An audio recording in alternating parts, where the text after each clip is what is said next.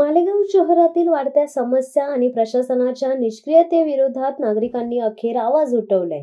शहरातील विविध सामाजिक संघटनांनी एकत्र येत अपर जिल्हाधिकारी कार्यालयासमोर बेमुदत उपोषण सुरू केलंय। या आंदोलनाचे नेतृत्व सामाजिक कार्यकर्ते रामदास बोरसे करत असून यामध्ये अनेक नागरिकांचा सक्रिय सहभाग आहे।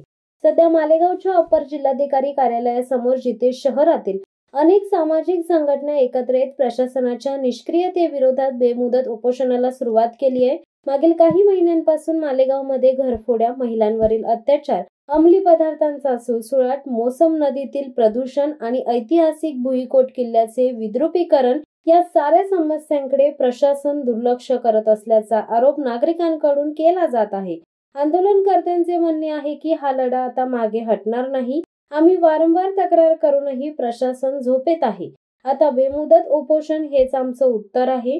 मोसम नदीचा कचरा, किल्ल्याचं विद्रुपीकरण, महिलांवरील अत्याचार हे सगळं सहनशीलतेच्या पलीकडचं झालंय।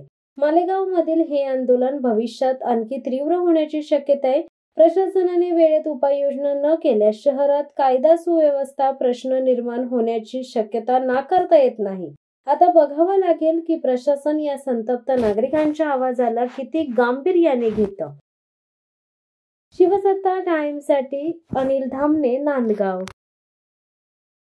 दे धडक बेधडक वृत्त देणाऱ्या आपल्या शिवसत्ता टाइम्स न्यूज चॅनलला लाल बटन दाबून सबस्क्राईब करा आणि बेल आयकॉनला क्लिक करायला विसरू नका।